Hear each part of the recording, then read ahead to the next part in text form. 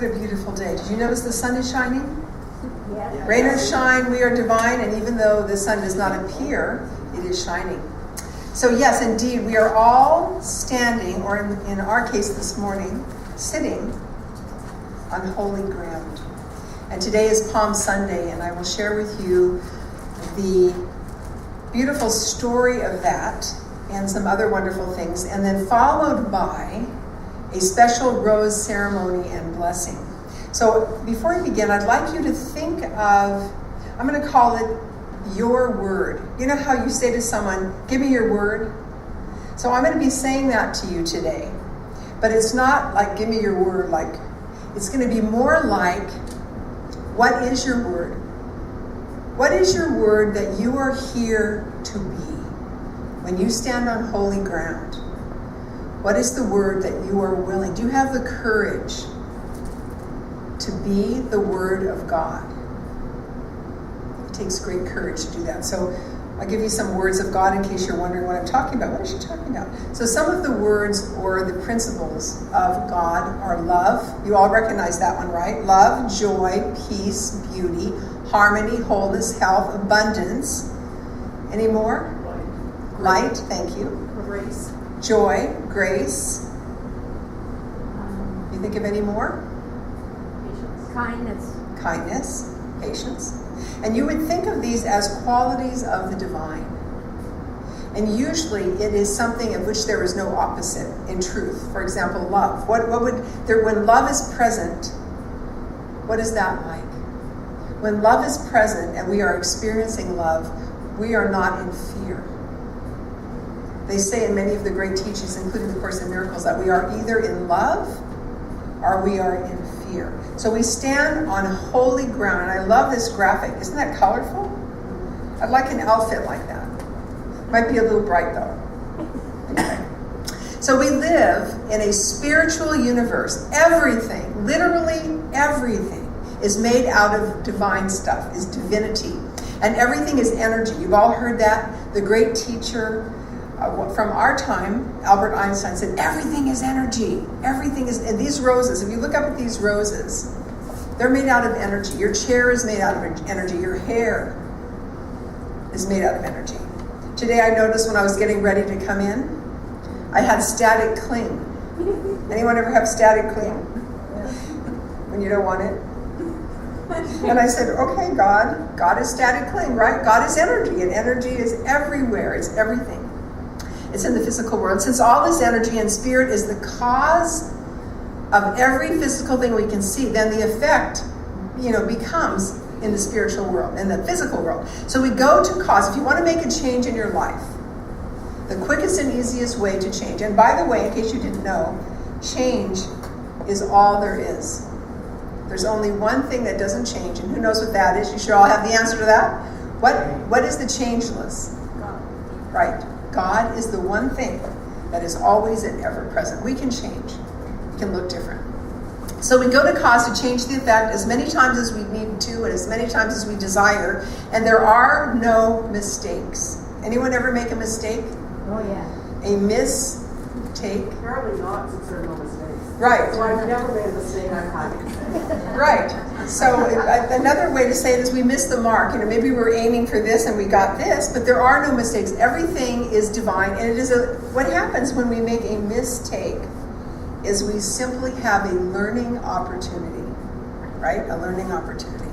So the quintessential question then is what experience do you want to have? What experience do you want to have? So today we do just that. First by looking at an amazing occurrence, an amazing occurrence that happened in Exodus chapter 3. And this is when young Moses, this is so interesting, young Moses was shepherding his sheep. How many of you have ever shepherded sheep? Yeah. Moses was shepherding his sheep, and he comes upon a bush that is burning, but it is not even smoking. It is burning, it's on fire, but it's not being consumed. And as he steps closer to examine it, he hears this booming voice that says, do not come. It might have been a woman's voice. Do not. Let's see, what would that be like? Do not come near. all those and more. So it says, do not come near. Just for the story, we'll say, do not come near. Take your shoes off, for you stand on holy ground. And this is the turning point in the biblical story. It is a time when Moses received the call from God, the God of his being, to make a sacred connection, and that's what our theme has been for the month, to connect with the sacred, and in that connection, to be who he came to be, and to do what he came here to do. So my question this morning, are you doing what you came to do and being what you came to be? And Moses came here to be a great leader. He came to this planet to be a great leader and to free the Israelites from slavery. I was watching a show last night on TV about Egypt. It was so interesting about that whole story.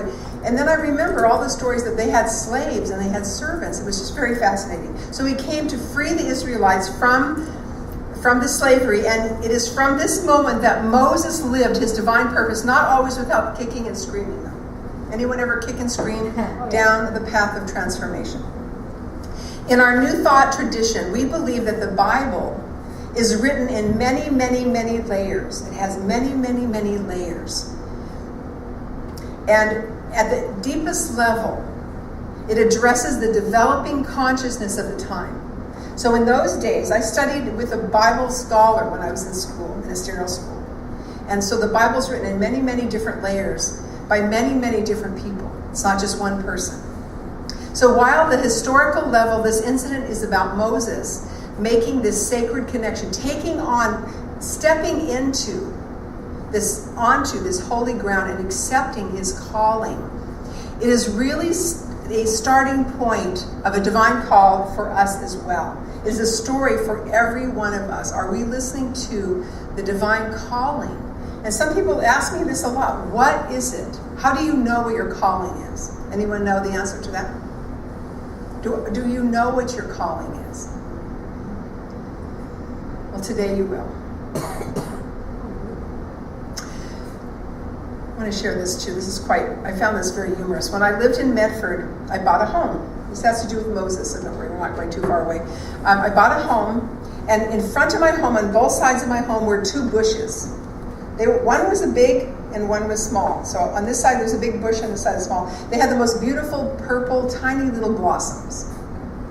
And one of the members of our center in Medford she was a landscape architect, and she was, as a gift, she wanted to just kind of help me out a little bit because it was, I just bought this house, had been there a while, had no backyard. So these two bushes were there, and I wondered what they were. So she came over and she goes, "Oh, you have," and then she gave me this really long Latin name. This long Latin name, I couldn't even pronounce it. And she goes, "In other words, those are the same bushes that Moses, came upon. That was the burning bush." And I said, "Oh my God, am I in trouble? Here's two burning bushes." They weren't burning, but it was just amazing. I was just kind of shocked at that. So that's just a little aside. When I was putting this together, I remembered that. Who's heard of Bishop John Shelby Spong? Anyone heard of him? Yeah, the ones that are in ministerial school, right? Okay, so he wrote a book called A New Christianity for a New World, and I love it. He said he talks about the change of looking at God, shifting from a place of a theistic man who lives in the sky with a long white beard who's judging us, to seeing the divine as the ground of our being, to seeing that the divine is within and all around us. And it's known as the expanded consciousness of ourself. And Holmes, I would say Reverend Holmes, well, I guess he was more of a doctor than a reverend. He couldn't have asked a better question. And when he said this, he said, "God is the ground of all being who is worshipped if and when we have the courage to be." So the question that Ernest Holmes asked me is, do we have the courage to be, to listen and to be and to follow that calling when it comes to be standing on holy ground? Holmes once said it very simply when he said, "I am." He said, "I am. What more can I say?" And "I am" is enough. So right now I want you to say that with me. I am standing on holy ground. I am standing on holy ground. I am. I am. And that is enough. And that is enough. So today we're recognizing as Palm Sunday, we have our very own palm. Palm Sunday. How many of you remember getting palms? when you were young? I did. And my mom would put it we had a framed picture of Jesus, and she did this kind of weaving thing. I don't even know how to describe it. Did she do the weaving thing for you too? Yeah. The braiding thing? They braided the palms. I don't know how she did it, but it looked really pretty. And then she put it, right, I don't know, she slid it in so it was right next to the picture of Jesus. So I remember we did that every year, every single year. So today is recognized as Palm Sunday, and that is the day that Jesus decided to stand on the holy ground of his being and to have the courage to be. And he knew that riding into Jerusalem and was going to make those with the power very unhappy. So here he is, he was riding into Jerusalem on a donkey. All these people are laying down the palms. But he knew this wasn't going to make the Sadducees and the Pharisees very happy, because he was claiming things that had never been claimed before. He was claiming that he had a direct connection. The Father and I are one, a direct, powerful connection to the divine. And that's what we teach as well, that it's already there. We come into this and onto this planet with that connection. So why would this master teacher waltz into Jerusalem when he knew that the Pharisees and the Sadducees were not happy? Why would he do that? When he knew also that his death would be coming around the corner. So he made the decision because he had more work to do, I believe, and that work needed to be done, just like we are here to do divine unfolding work. So when we read the story of Jesus entering Jerusalem, we can detect that Jesus had a definite purpose and a conviction about that purpose. And he rode into the city with great authority and being hailed as the king by those around him. So imagine yourself riding into Kamloops and people saying that you're a king. How would you feel? Or you're a queen in our case, right, ladies? You're the queen, it's the man. Wouldn't that be really strange? But what if you were the only one who knew who you were? That you were the daughter made in the image and likeness of the divine. The Father and I were one. And if you really knew that, maybe it wouldn't be as weird as you might think. So to show honor and respect, that's what people did in those days, was to put down the palms. And so the masses were placing palm branches before him. It was Palm Sunday. Well, after that, they decided to make it Palm Sunday.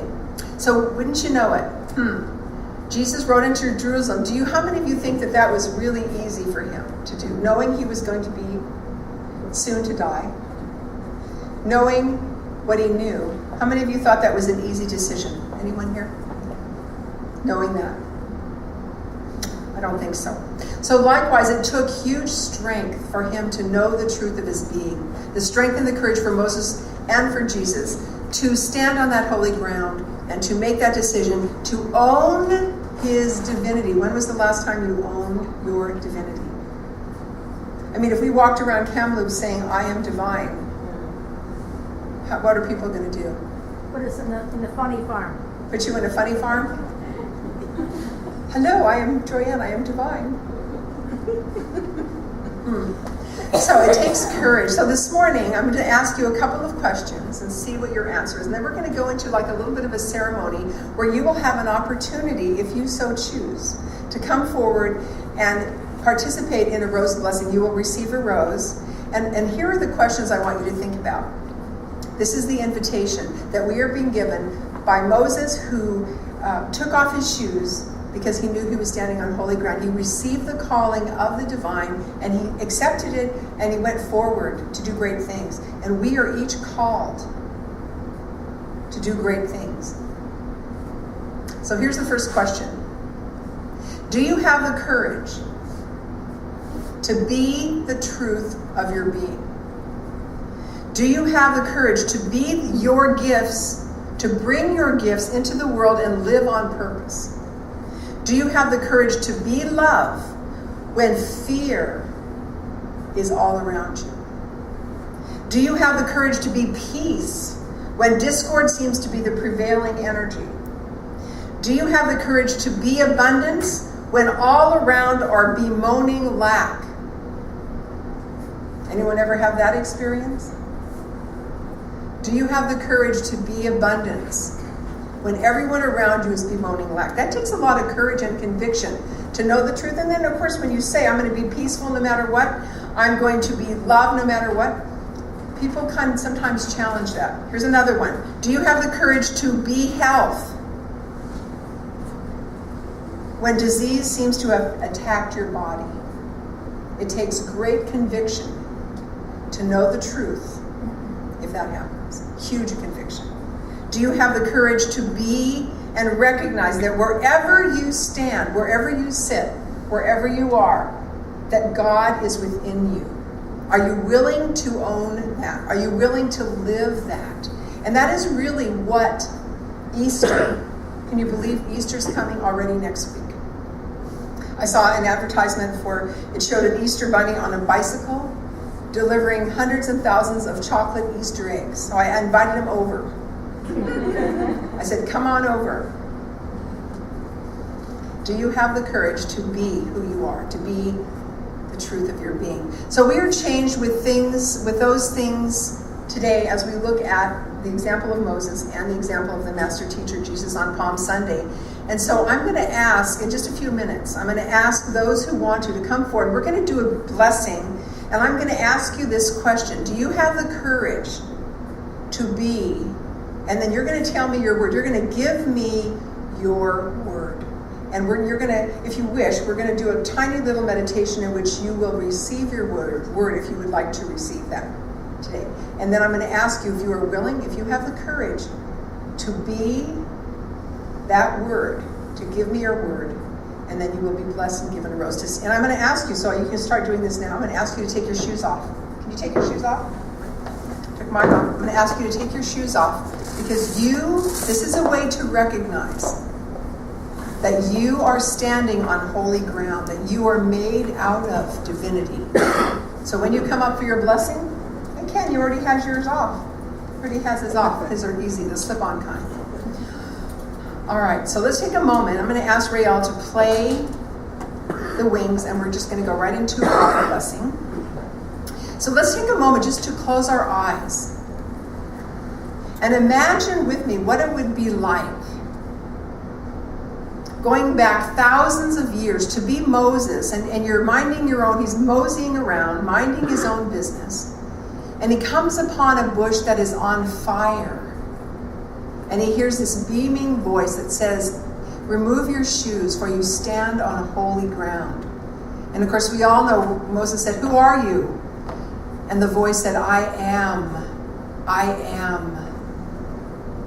And then for the great Master Teacher Jesus, that he was riding into town, into Jerusalem, on his donkey. And all these people are gathered around. They're putting these beautiful palms down, and they're calling him the King of the Jews.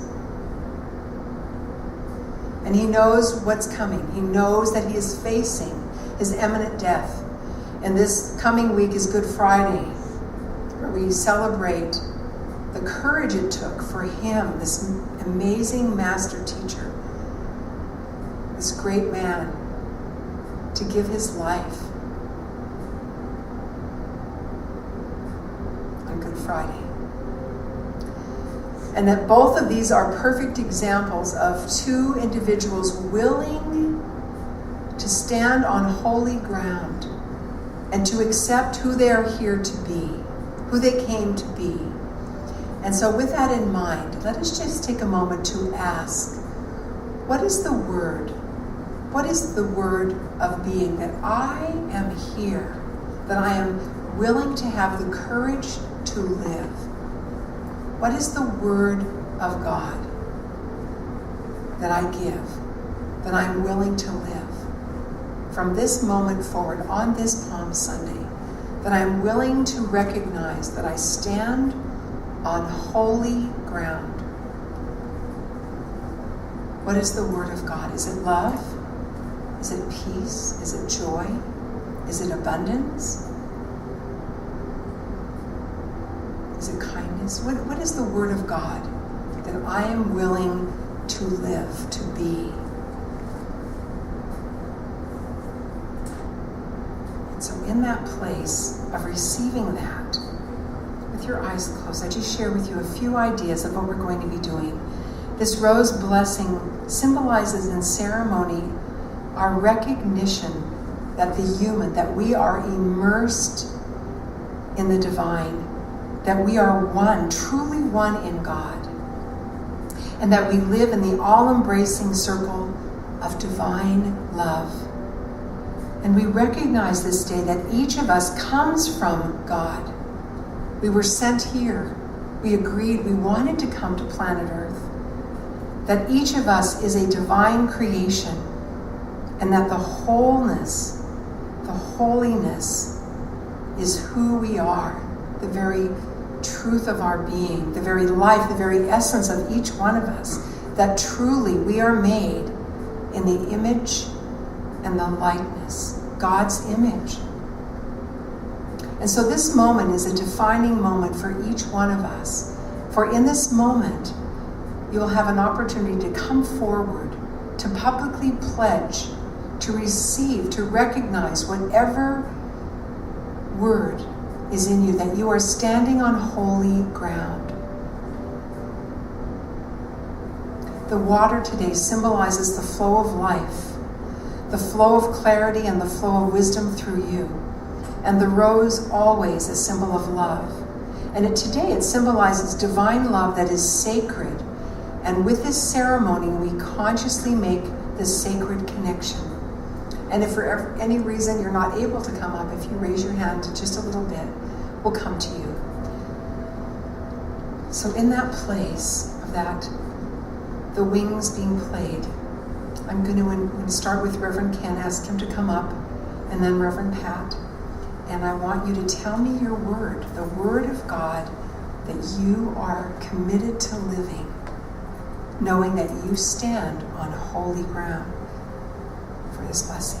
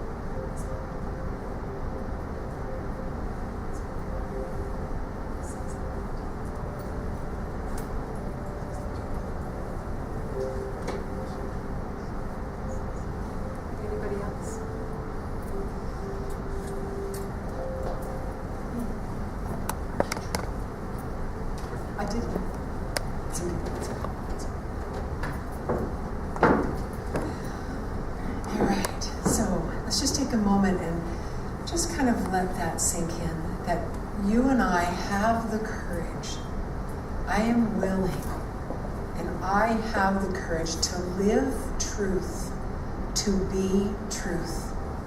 For I know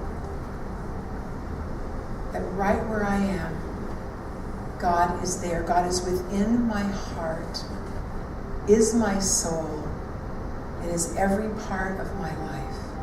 And I am willing to be that, to be the truth, to be the love, to be the freedom, to be the knowledge, to be the joy of God. I know that the power of Spirit is my power. And when I fully understand this and I practice living as this truth, as the ground of my being, I know that I am choosing this experience day by day, moment by moment. And I live and move and have my being on holy ground. And we say together, and so it is. We now have a beautiful song, Under One Sky. I invite you just to stay in that place.